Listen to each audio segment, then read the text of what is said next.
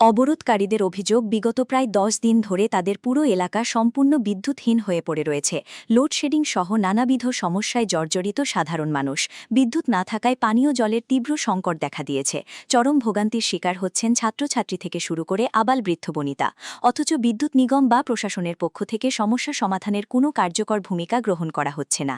এই চরম উদাসীনতার প্রতিবাদেই বাধ্য হয়ে তারা রাজপথে নামতে বাধ্য হয়েছেন।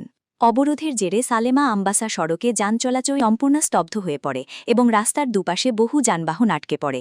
এক পর্যায়ে পরিস্থিতি বেশ উত্তপ্ত হয়ে উঠলে ঘটনাস্থলে ছুটে আসে কচুছড়া থানার পুলিশ বাহিনী উত্তেজিত জনতাকে বুঝিয়ে পরিস্থিতি নিয়ন্ত্রণে আনার চেষ্টা চালায়।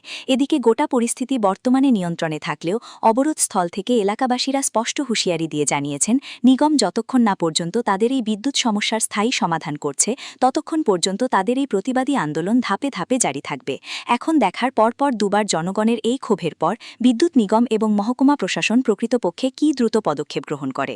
বিদ্যুৎহীন টানা ১০ দিন, নিগমের উদাসীনতায় ৪৮ ঘণ্টায় দ্বিতীয়বার সড়ক অবরোধ কচুছড়াতে, উত্তাল কমলপুর। টানা ৯-১০ দিন ধরে বিদ্যুৎহীন গোটা এলাকা।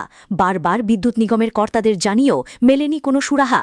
অবশেষে তীব্র গরমে ক্ষোভে ফুঁসে উঠে বিদ্যুৎ সমস্যার স্থায়ী সমাধানের দাবিতে ৪৮ ঘণ্টার মধ্যে দ্বিতীয়বারের মতো পথ অবরোধে সামিল হলেন সাধারণ এলাকাবাসী। বৃহস্পতিবার এই সড়ক অবরোধকে কেন্দ্র করে উত্তাল হয়ে ওঠে কমলপুরের কচুছড়া বাজার এলাকা।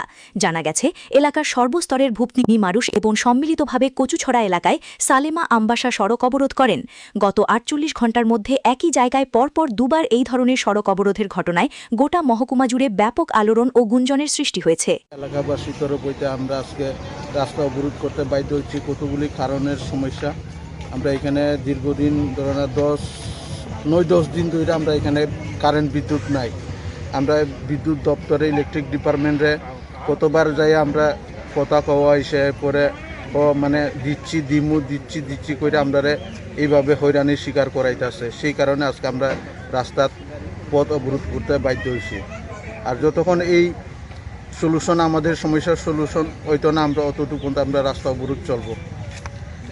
কোন দিকে মানে কোনখান থেকে আইছেন আপনারা অবরোধ করতে? আমরা বিমসবর পাড়া এলাকাবাসীর তরফ থেকে। আচ্ছা, কোন রাস্তা বন্ধ করছেন? এটা সালেমা আমবাসা কচুছড়া রাস্তা, এই ৩ মুখ্য। এখন মানে কি চাইতেছেন আপনারা? আমাদের যে বিদ্যুতের সমস্যা, বিদ্যুতের কারণে আমরা জল পাইতেছি না, এই সমস্যার সলিউশন যাতে ইলেকট্রিক ডিপার্টমেন্ট সঠিকভাবে আমরা বিদ্যুৎ পরিষেবা দেই, এরপরে আমরা যাতে পানীয় জল সঠিকভাবে পাই, এইসব পাইলেই তারপরে আমাদের সমস্যার সমাধান হবে। এর আগে তো সমস্যার সমাধান হইতেছে না। আপনারা দপ্তরে জানাইছেন কিছু? জানানো হয়েছে। কি কইছে তারা? দিচ্ছি কই আমরা মানে পুতুল খেলার মতন খেলায় রাখছে অতদিন ধরে। অনেক সময় আইতাছি কয়া একদিন ২ দিনই যায় না, এরপর আবার যায়, এইভাবে করে সারা বছর এইভাবে আমরা ভুগতাছি। মানে ৩০ দিনের জায়গা আমরা ১০ দিনও মনে সঠিকভাবে বিদ্যুৎ পরিষেবা পাই না।